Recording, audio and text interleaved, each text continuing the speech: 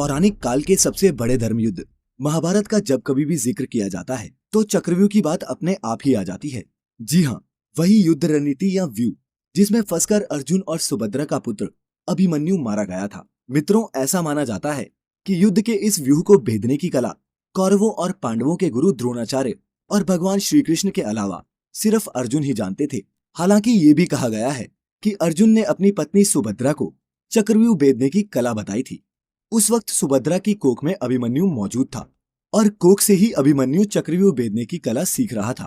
लेकिन अर्जुन की बातें सुनते सुनते सुभद्रा को नींद आ गई, जिसके बाद अभिमन्यु चक्रव्यूह के 6 दरवाजों को तोड़ने की कला तो सीख गए, लेकिन 7वें द्वार को तोड़ने का राज एक राज ही रह गया।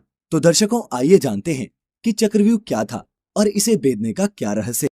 पौराणिक काल में युद्ध के दौरान दुश्मन पर अपनी जीत सुनिश्चित करने के लिए सेनाएं क्रौंच, सर्प, गरुड़ और चक्रव्यूह जैसे व्यूह की रचना किया करते थे, जिसमें से सबसे ज्यादा घातक चक्रव्यूह को ही माना जाता था। ऐसा भी माना जाता था कि उस काल में चक्रव्यूह युद्ध की ऐसी रणनीति थी जिसमें बड़े से बड़े योद्धा मात खा जाते थे। इस व्यूह की रचना में हजारों सैनिकों का इस्तेमाल किया जाता था, जो कई किलोमीटर की दूरी तक एक ऐसा चक्र बना लेते थे जिसमें प्रवेश करके कोई भी आसानी से बाहर नहीं जा सकता। इस व्यूह की रचना में लगे सैनिक हमेशा अपना स्थान बदलते रहते थे, जिस वजह से आसमान से देखने पर ये घूमते हुए एक चक्र की तरह लगता था।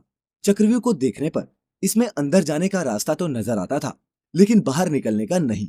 एक चक्रव्यूह में सैनिकों की 7 सुरक्षा पंक्तियां होती हैं, जिसमें से सबसे पहली पंक्ति के सैनिक हमेशा चारों ओर घूमते रहते हैं। चक्रव्यूह के पहले सुरक्षा पंक्ति पर सामान्य सैनिकों को तैनात किया जाता है। यदि कोई योद्धा पहली पंक्ति के किसी सैनिक को मारकर अंदर प्रवेश कर भी जाए तो भी मरे हुए सैनिकों की जगह क्षण भर में दूसरा सैनिक ले लेता है। चक्रव्यूह की दूसरी पंक्ति में पहली पंक्ति के मुकाबले ज्यादा कुशल सैनिकों को तैनात किया जाता है, ताकि वो दुश्मनों को और अंदर जाने से रोक सके। ठीक इसी तरह व्यू की 6ठी सुरक्षा पंक्ति तक युद्ध कौशल के हिसाब से ही सैनिकों और योद्धाओं को तैनात किया जाता है। सबसे अंतिम यानी कि 7वीं पंक्ति में व्यू की रचना करने वाले अपने सबसे कुशल और बलशाली महारथियों को रखते थे। इसी तरह महाभारत युद्ध के 13वें दिन कौरवों के सेनापति गुरु द्रोणाचार्य ने जब पांडवों पर विजय पाने के लिए चक्रव्यूह की रचना की, तब 7वीं पंक्ति में उन्होंने अपने अलावा दुर्योधन, दुशासन, कर्ण, कृपाचार्य और अश्वत्थामा जैसे महारथियों को तैनात किया। उस काल में चक्रव्यूह को युद्ध की सबसे घातक रणनीति माना जाता था, क्योंकि अगर कोई योद्धा लगातार लड़ते हुए अंदर की ओर बढ़ता जाएगा तो स्वाभाविक है कि वह थकता भी जाएगा। जैसे जैसे वो सुरक्षा पंक्तियों को तोड़ता हुआ अंदर बढ़ता जाएगा, वैसे वैसे उसे और कुशल सैनिक और जो थके नहीं होंगे उनसे सामना करना पड़ेगा। वो पहले वाले सभी योद्धाओं से ज्यादा शक्तिशाली और युद्ध कौशल में ज्यादा निपुण होंगे। शारीरिक और मानसिक रूप से थके हुए योद्धा के लिए एक बार अंदर फंस जाने पर जीतना या फिर बाहर निकलना कठिन हो जाता था। और यही कारण था मित्रों, जिस योद्धा को इस व्यूह को भेदने की पूरी जानकारी नहीं होती थी, वह 7वीं सुरक्षा पंक्ति तक जाते जाते थकान के कारण मारा जाता था।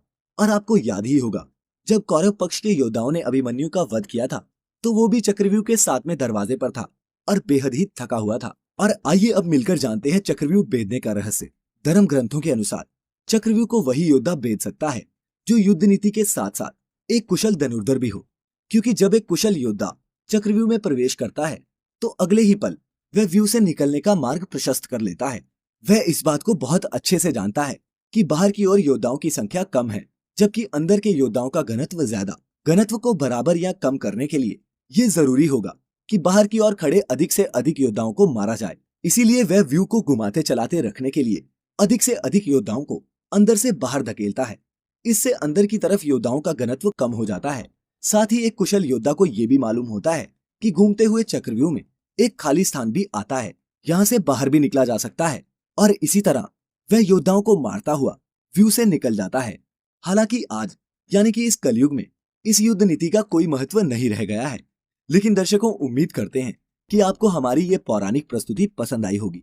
कोई भी सुझाव या शिकायत हो तो नीचे कमेंट बॉक्स में हमें जरूर बताएं। वीडियो अच्छी लगी हो तो ज्यादा से ज्यादा लाइक और शेयर करें। साथ ही ऐसी सभी वीडियोस के लिए सब्सक्राइब करें हमारा यूट्यूब चैनल।